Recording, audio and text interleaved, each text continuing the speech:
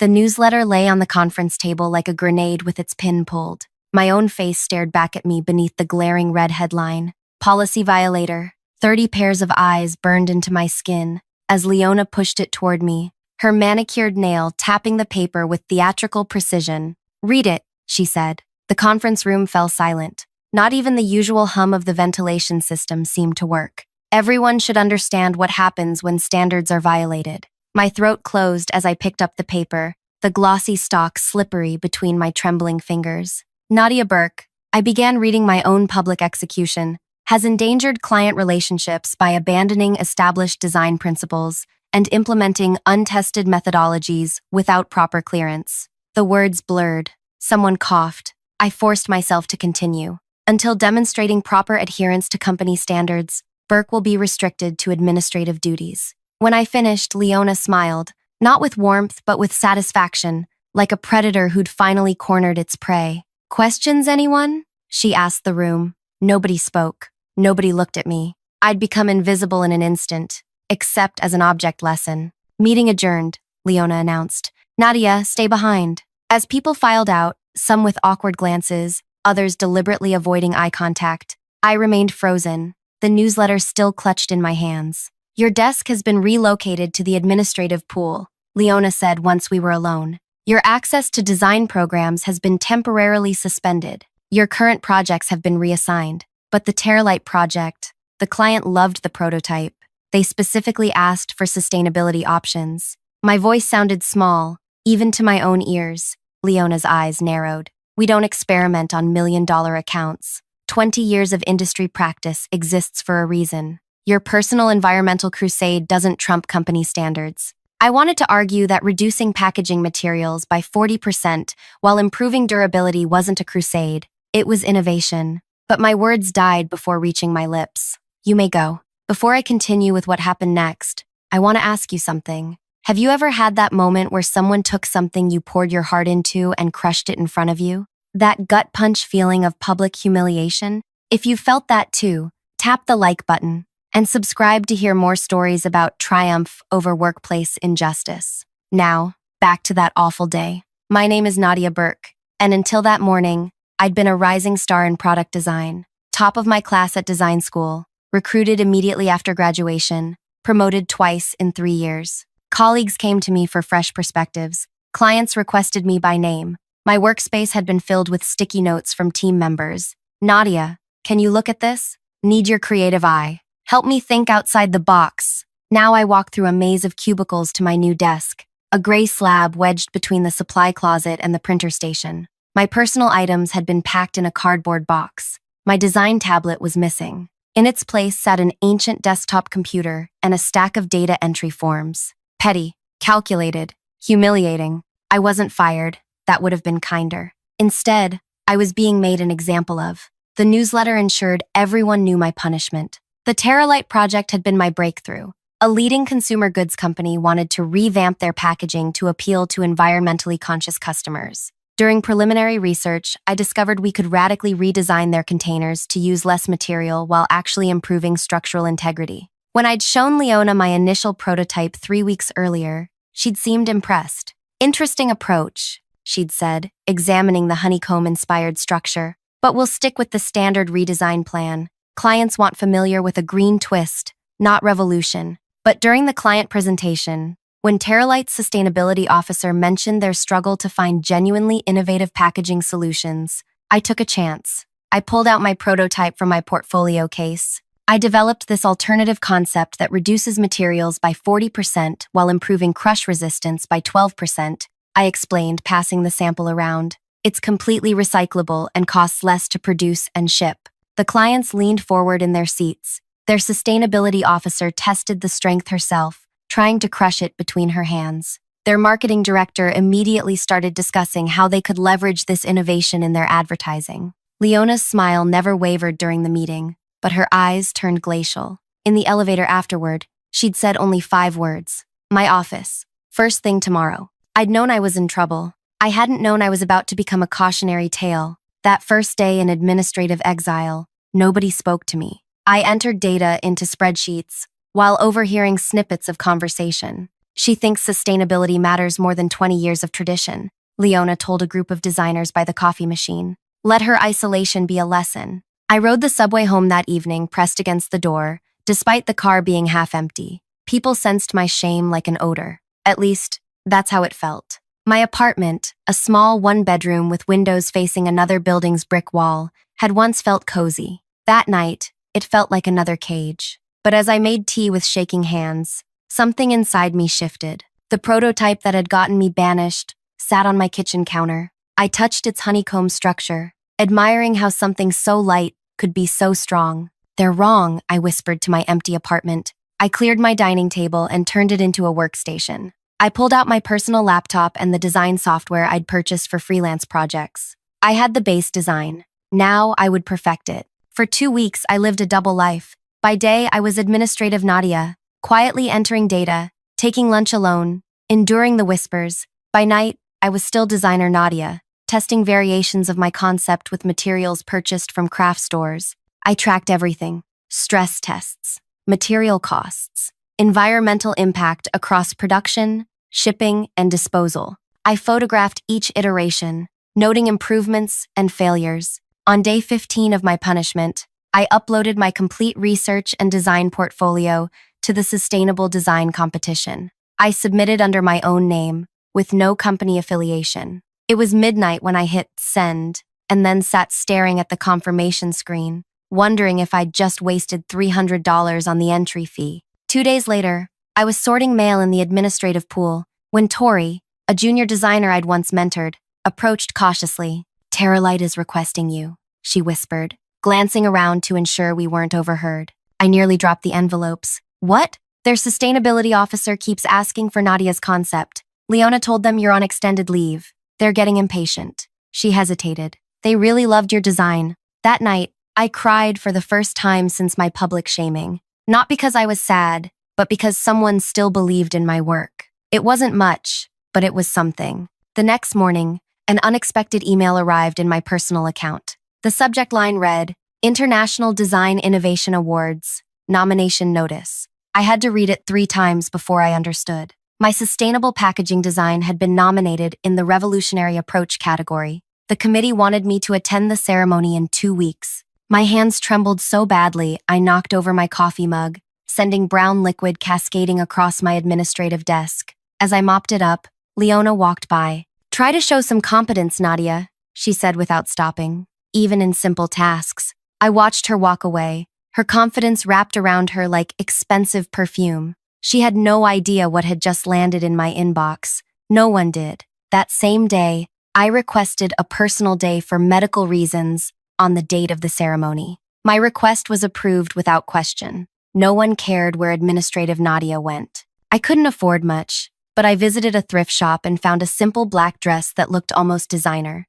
I practiced walking in heels I hadn't worn since my college graduation. I rehearsed accepting an award I wasn't sure I would win. The night before the ceremony, I received another email, this one from a design firm called Green Future Designs. They'd seen my submission to the competition and wanted to discuss opportunities. I responded immediately, suggesting we meet after the ceremony. As I packed my bag for the next day's train ride to the ceremony city, doubt crept in. What if I didn't win? What if this was the universe building me up just to knock me down again? What if Leona somehow found out and stopped me? I barely slept. When my alarm went off at 5 a.m., I stared at my ceiling, suddenly paralyzed. Maybe I should just stay home. Maybe challenging the system was pointless. Maybe my phone pinged with a notification. It was a message from an unknown number. "This is Miriam from Terralight. Got your contact from someone who cares. We're still waiting for your design. What's really going on? We're ready to move forward with your concept." I sat up, heart pounding. This was real. My work mattered. I got ready with renewed purpose, applying makeup with precision, smoothing my dress, rehearsing what I might say if, when I won. The train ride lasted 2 hours. I watched landscapes blur past, transitioning from urban to rural and back again. Like my life, I thought, changing rapidly, nothing staying the same. The ceremony venue was grand in a way that made me feel small. Crystal chandeliers hung from ceilings too high to touch. Men and women in expensive clothing clustered in conversation groups, champagne flutes in hand. I checked in and received my name badge, then stood awkwardly near a column, watching, trying to belong, trying not to feel like an imposter. Nadia Burke? A woman approached, hand extended. I'm Kelsey from the awards committee. We're thrilled you could make it. I shook her hand, surprised by the warmth of her greeting. Thank you for the nomination. I still can't believe it. Your design is remarkable, truly innovative. The judges were impressed by the research behind it. She lowered her voice. Between us, you should prepare some remarks. My heart leaped into my throat. You mean, I've said too much already? She winked. But stay close to the stage. As attendees were ushered to their seats, I scanned the room one last time and froze. Leona was here, at a table near the front with other industry leaders. She hadn't seen me yet, but she would. When they called my name, if they called my name, she would know everything. I considered fleeing. I could leave now, retreat to my administrative pool, pretend none of this had happened. Then I spotted something on Leona's table, a familiar package prototype, my design, but different somehow. And in that moment, I understood what was about to happen. The real betrayal hadn't happened yet. It was just beginning. I moved closer, weaving between tables, straining to get a better look. It was definitely a variation of my design. The honeycomb structure was unmistakable, but there were subtle differences, tweaks to make it seem original to someone unfamiliar with the development process. A man at Leona's table held up the prototype, gesturing enthusiastically. I couldn't hear his words over the pre-ceremony music, but his body language screamed pride, as if it were his creation. The program booklet in my hand suddenly felt heavy. I flipped to the nominees page. There I was, Nadia Burke, Revolutionary Approach category, but 3 names above mine, Leona Voss and Design Sync Team, Revolutionary Approach category. They had submitted my design as their own. The lights dimmed. The ceremony was beginning. I slid into the nearest available seat, my mind racing. A woman beside me smiled politely, then returned her attention to the stage where the host was welcoming everyone. Tonight we celebrate innovation that pushes boundaries, the host announced. Designs that challenge us to think differently about our world. My phone vibrated in my clutch. A text from Green Future Designs. Looking forward to meeting you afterward. Our CEO is attending tonight. The Revolutionary Approach category would be presented after dinner. Through 3 courses, I barely tasted a bite, watching Leona's table from the corner of my eye. She laughed, clinked glasses, accepted congratulations from industry peers who stopped by her table. She hadn't seen me yet. I was counting on that. After dessert plates were cleared, the host returned to the stage. Our next category celebrates designs that fundamentally rethink established practices. The Revolutionary Approach Award. My heartbeat thundered in my ears. This was it. Our nominees are... Names and projects flashed on the massive screens. Then Leona's face appeared alongside my design, branded with her company's logo. The description cited groundbreaking sustainability achievements and 40% reduction in materials. My exact statistics. Then my name appeared, my unaltered submission photos, my data. Leona's head snapped up. Her eyes darted around the room until they found me. Recognition dawned on her face, followed by confusion, then something like panic. And the winner is... The host paused dramatically, opening an envelope with theatrical flair. Nadia Burke, for her sustainable honeycomb packaging system. Applause erupted. The woman beside me squeezed my arm. That's you. Go! I stood on wobbly legs. The walk to the stage felt endless. Leona's expression shifted from shock to fury as I passed her table. The man who'd been holding my prototype, a senior partner, I realized, whispered urgently in her ear. The award was heavy crystal, cool against my palms. The host stepped aside, and suddenly I faced a room of industry leaders, cameras, and the woman who had tried to destroy me. Thank you, I said into the microphone. My voice emerged steadier than I felt. This design represents not just sustainability in materials, but sustainability in thinking. Innovation doesn't follow safe, established paths. It requires risk. I paused, making brief eye contact with Leona. I'd like to thank my former employer, I said clearly, who recently featured me in their company newsletter as a policy violator for creating this very design. Murmurs rippled through the ballroom. Heads turned toward Leona's table. Being labeled as someone who endangers client relationships by abandoning established design principles was painful. Being publicly humiliated and demoted was worse. The room had gone completely silent, but tonight proves that innovation matters more than tradition for tradition's sake. that sustainability isn't a buzzword but an imperative, and that sometimes the person breaking the rules is actually showing the way forward. I took a breath. This next part would change everything. I'm grateful to announce that I've accepted a position as Sustainability Director at Green Future Designs, where innovation isn't just permitted, it's required. Applause broke out again,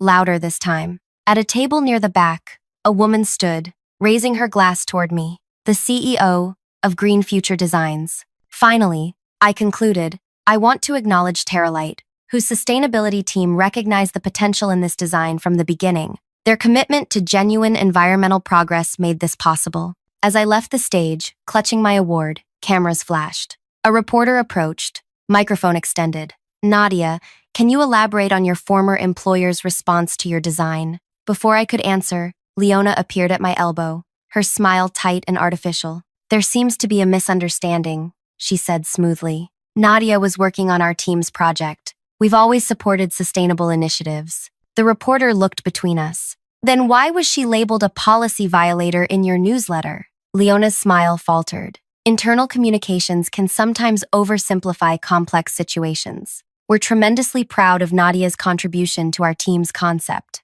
It wasn't your team's concept, I said quietly. I developed it independently after being told it violated company standards. I have dated documentation of every prototype, every test. The reporter's eyebrows rose. You're both nominated in the same category for what appears to be the same design. Can you explain that? Leona's hand closed around my arm, fingers digging in. Perhaps we should discuss this privately. I agree, said a new voice. The CEO of Green Future Designs had joined our circle. I'm Vivian Russo. Nadia will be joining my team next week, and we've already secured exclusive rights to her design. The reporter's eyes lit with interest. So, Terralite will be working with Green Future, not Design Sync? That's correct, Vivian confirmed. We've finalized the partnership this evening. Leona's face drained of color. That's impossible. We have a meeting scheduled with Terralite tomorrow to discuss implementation. Corrected a man approaching our group. Miriam Sandoval, Terralite Sustainability Officer. We've canceled that meeting, Miss Voss. Our legal team has some concerns about ownership of the design concepts presented to us. The reporter was scribbling frantically in a small notebook. Leona's professional mask slipped. Nadia, a word. Now. She pulled me aside, her voice dropping to a hiss. What have you done? That account is worth millions. I know, I replied. That's why you were willing to steal my design after publicly humiliating me for creating it. You don't understand industry politics. Your design needed our company's backing to succeed. Apparently not. Her eyes narrowed. This isn't over. You signed non-compete agreements. Our legal team will carefully review the paperwork. I finished for her. Administrative duties aren't covered by the design department's non-compete clause. You might want to check the classification change form you signed when you demoted me. Leona stared at me, recalculating. I could almost see the gears turning behind her eyes. You planned this, she said finally. I didn't answer. I didn't need to. The rest of the evening passed in a blur. Interviews with design publications. Congratulations from strangers. A preliminary meeting with Vivian about my start date at Green Future Designs. Terralite executives expressing enthusiasm about working with me directly. By midnight, when I finally returned to my hotel room, my phone was flooded with messages. Former colleagues expressing shock at the misunderstanding. Friends congratulating me. Recruiters suddenly interested in my portfolio. And one from Tori, my former mentee, just saw the live stream. The office is Cheo's. R called an emergency meeting for 7 a.m. I sat on the edge of the hotel bed, award still clutched in my hands, and allowed myself one moment of pure satisfaction. But I knew it wasn't really over. Corporations like Design Sync didn't accept defeat gracefully. Leona wouldn't simply disappear. And Monday morning, I would still wake up in my tiny apartment with the brick wall view, still carrying the weight of public humiliation. The wind felt hollow, incomplete. That's when my phone rang. Unknown number. Hello? Nadia Burke? A woman's voice, unfamiliar. Yes? This is Patricia Mendez, editor at Design Revolution magazine. We've been following tonight's awards controversy. We'd like to feature you and your design on our cover next month. I gripped the phone tighter. What kind of feature? The headline we're considering is The Revolution We Resisted, How One Designer Changed Packaging Forever. We want the full story, your development process, the corporate pushback, and how you prevailed. We've already requested comment from Design Sync. Something tightened in my chest. Not quite hope, but possibility. What did they say? I asked. Their PR team issued a statement claiming they have always supported sustainability initiatives and that the situation with you was a communication breakdown during an innovative, collaborative process. I laughed without humor. Interesting rewrite of history. That's why we're calling you, Patricia said. We believe the industry deserves the truth, and we have resources to verify it. What resources? Let's just say someone forwarded us a copy of a company newsletter with your face on it, the one with Policy Violator as the headline. My breath caught. Who sent you that? We protect our sources, Miss Burke. But clearly, someone at Design Sync believes in setting the record straight. We'd like to interview you tomorrow if possible. After we arranged details, I hung up and stared at the ceiling. Someone inside Design Sync had taken my side. Someone had kept a copy of that newsletter, evidence of what they'd done to me. The next morning, as I packed to return home, my phone lit up with a breaking news alert from an industry website. Design giant Design Sync faces allegations of idea theft and workplace retaliation. The article detailed how multiple sources within the company had come forward overnight with stories similar to mine. Designers whose innovations were rejected, then mysteriously appeared in projects led by senior staff. A pattern of public criticism followed by private appropriation. I sat heavily on the bed, reading testimonial after testimonial. I wasn't alone. I'd never been alone. By evening, as my train approached my home station, Design Sync's stock had dropped 11%. Design theft was trending on industry social media. 3 major clients had publicly announced they were reviewing their relationship with the firm. As I walked from the station to my apartment, a text arrived from an unknown number. Board meeting tomorrow. Leona's position being reassessed. Thought you should know. You started something important. I stood on the sidewalk, staring at my phone screen, pedestrians flowing around me like water around a stone. Something was building, something bigger than my personal vindication. But what came next would surpass even my wildest expectations. 6 months later, I stood in my new office at Green Future Designs, staring at the wall of windows overlooking the city. Sunlight streamed in, warming my skin as I arranged my workspace. I placed my International Design Innovation Award on a shelf beside my computer, a daily reminder of how quickly life could transform. Beside it sat a framed copy of the Design Sync newsletter with my face and the Policy Violator headline. Vivian had questioned why I'd keep such a painful memento. To remember what happens when innovation threatens power, I'd told her, and to make sure I never become what I fought against. The magazine cover featuring me had been released a month after the awards ceremony. The revolution we resisted, how one designer changed packaging forever, became the most shared article in Design Revolution's history. The contrast between the newsletter and the cover story, public humiliation versus industry recognition, crystallized something many designers had experienced but few had confronted. My phone buzzed with a calendar alert. Terralite Quarterly Review, 1 p.m. Our partnership had blossomed. My sustainable packaging design had launched 2 months ago, with pre-sales exceeding projections by 32%. Consumer response had been overwhelmingly positive, with unboxing videos praising the innovative structure going viral on social media. But success hadn't erased the lingering effects of my public shaming. I still hesitated before speaking in meetings sometimes, still felt phantom judgment when presenting new ideas, still woke from occasional nightmares where I was reading that newsletter aloud, my voice echoing in a silent room. Healing wasn't linear. As my therapist often reminded me, a knock interrupted my thoughts. Eli, one of our junior designers, stood in my doorway. The team meeting's about to start, he said. And there's something you should see before we begin. I followed him to our conference room where the design team had gathered. On the main screen was an industry news site with the headline, Design Sync announces restructuring amid continued client exodus. They've lost 6 major accounts in 5 months, Eli said, scrolling through the article. Their stock is down 40% since the awards ceremony. I scanned the text. Design Sync was eliminating a quarter of its workforce, closing 2 regional offices, and reorganizing leadership to emphasize innovation and ethical workplace practices. What about Leona? I asked, trying to keep my voice neutral.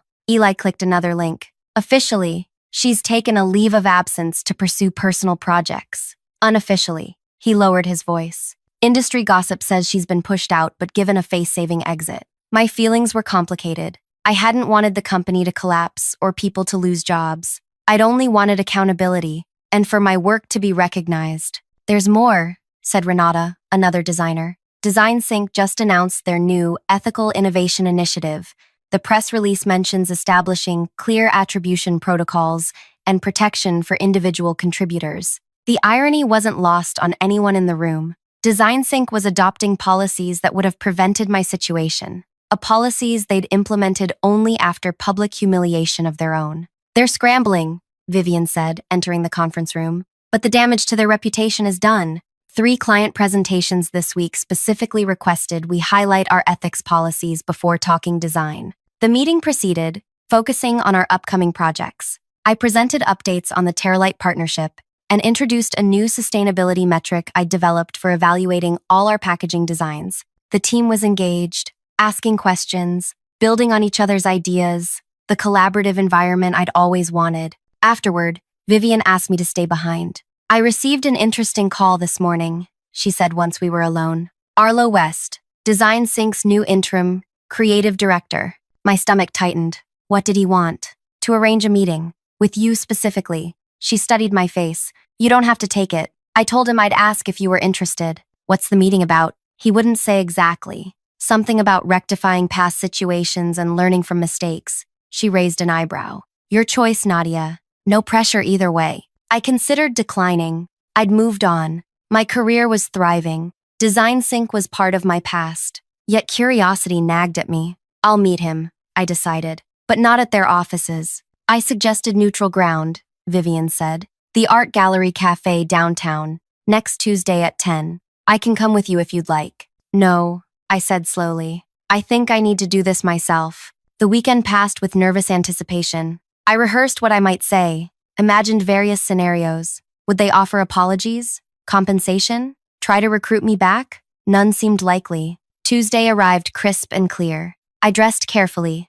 professional but not formal. I wore no company logo, carried no business cards. This wasn't about green future designs. This was personal. The gallery cafe was bright and airy, with abstract paintings adorning white walls. I arrived early, securing a corner table with good sightlines to the entrance. At precisely 10 a.m., a man entered, glancing around, before spotting me. Arlo West was younger than I'd expected, early 40s perhaps, with salt and pepper hair and rectangular glasses. He approached with a tentative smile. "Nadia, thank you for agreeing to meet." We shook hands. His grip was firm, but not domineering. He carried a slim leather portfolio, and nothing else. "Coffee?" he asked, gesturing to the counter. Once we were settled with our drinks, an awkward silence stretched between us. "I'll get straight to the point," Arlo finally said. "I was hired to change Design Sync's culture." The board recognized, belatedly, that the company had lost its way.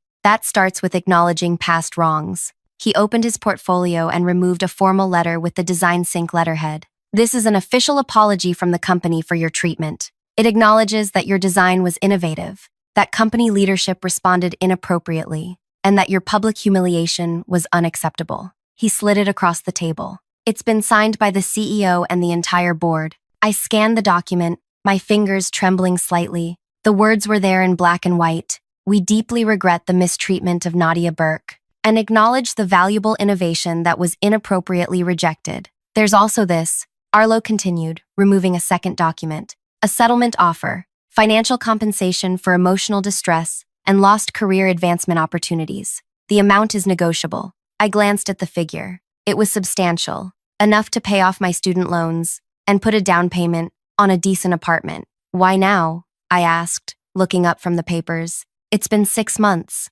"Because it's the right thing to do," he said, then grimaced slightly. "And because the company is fighting for survival. We've lost major clients. Talented designers are leaving. Our reputation is in tatters." He leaned forward. "The truth is, your story resonated because it wasn't unique. You were just the first to speak out." "I wasn't trying to bring down Design Sync," I said quietly. "I just wanted recognition for my work." "I know," he nodded. "But what happened exposed a toxic pattern. After you won that award, others started coming forward. Junior designers, whose ideas were appropriated by managers, women whose innovations were dismissed, then implemented by male colleagues, people of color whose concepts were labeled too risky, until white designers presented similar ideas. My throat tightened. So many stories like mine. What happened to Leona? I asked. Arlo hesitated. Officially, she's on leave. Unofficially, she's been terminated. The board wanted a quiet exit to avoid more negative press.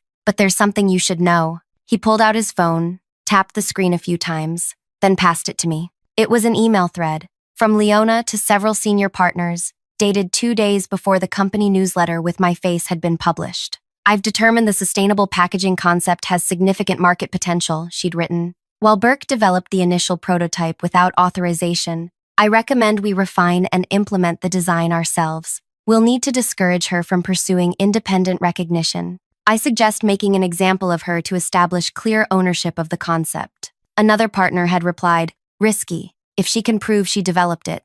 Leona's response, she won't have platform or credibility after the newsletter runs. She'll be radioactive in the industry. We'll cite policy violations as justification. By the time the design reaches market, the connection to her will be forgotten. Cold rage washed through me. It hadn't been about policy at all. They'd planned to steal my design from the beginning. My public humiliation wasn't just punishment, it was strategic discreditation. How did you get these emails? I asked, my voice steady despite the storm inside me. Internal investigation after the magazine expose.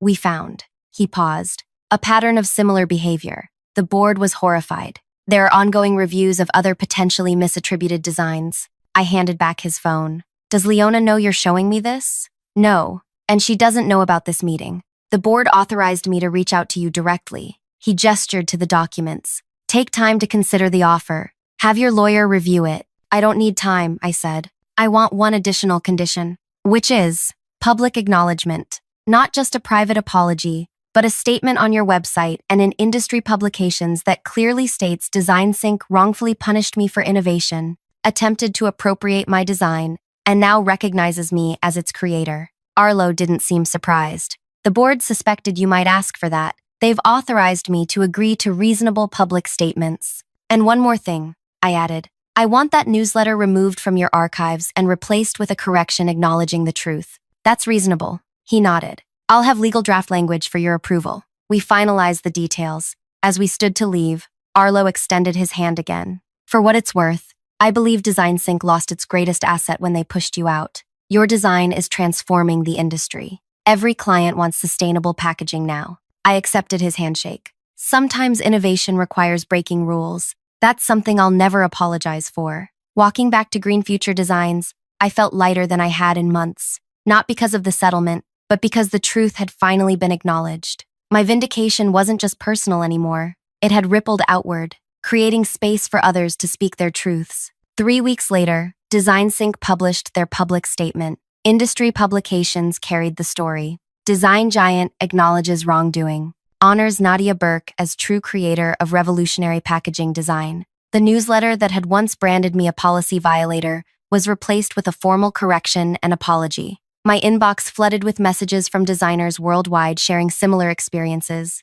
Some had fought back, many had given up, all felt validated by what had happened. The settlement money arrived with a personal note from the CEO. Innovation sometimes requires breaking with tradition. Thank you for teaching us this valuable lesson. I used part of the funds to establish a grant for unconventional thinkers in sustainable design. We named it the Policy Violator Innovation Grant, reclaiming the label that had once been meant to shame me. When the first grant recipient was announced, a brilliant young designer whose biodegradable textile packaging had been rejected by 3 traditional firms, I presented the award myself. Sometimes, the most important innovations come from those willing to question established practices, I told the audience. Today, we celebrate breaking rules for the right reasons. The newsletter that once condemned me now hangs in my office beside my award and the magazine cover, not as a reminder of humiliation, but as proof that speaking truth can change systems. That sometimes, public shame transforms into public triumph. If you've ever had your ideas dismissed, your innovations rejected, or your contributions minimized, know this: your vision matters, your perspective is valuable, and sometimes standing your ground changes everything. Like, comment, and subscribe if you believe in defending your ideas against those who try to diminish them. Your story of standing up for yourself might be exactly what someone else needs to hear.